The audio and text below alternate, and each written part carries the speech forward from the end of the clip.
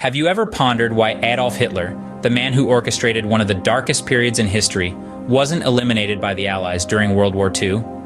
It's a question that has intrigued historians and military enthusiasts for decades. Today, we delve into the British decision to not assassinate Hitler during the war. In the early days of World War II, Britain was in a precarious position.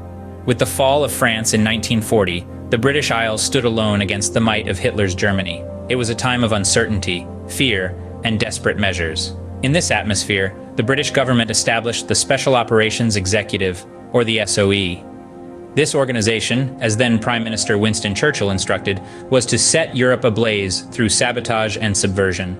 The SOE was a new breed of warfare, one that embraced the shadows. So, why did the SOE, with all its resources and mandate, not target Adolf Hitler? The answer is surprisingly simple. They did consider it. Operation Foxley was a plan conceived in 1944 by the SOE to assassinate Adolf Hitler. It represented a drastic shift in British policy, which until then had strictly avoided assassination as a tool of war.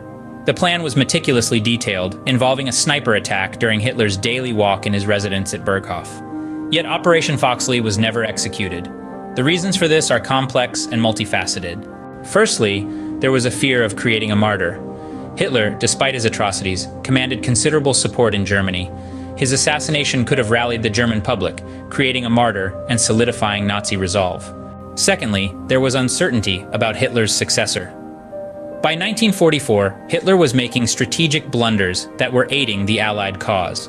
There were fears that his death could lead to a more competent leader taking the helm, prolonging the war. Lastly, there was a moral dimension. The British, even in the dire circumstances of World War II, were uncomfortable with the idea of assassination. It was seen as un-British, a violation of the rules of war. In conclusion, the decision to not assassinate Hitler was a complex one, shaped by strategic considerations, moral qualms, and the unpredictable nature of war. It was a decision born of a deep understanding of the implications of such an act, both immediate and long-term. So, the next time you find yourself pondering why Hitler wasn't eliminated during the war, remember the British decision. A decision that was far from simple, steeped in the realities of war, and made in the shadows of uncertainty.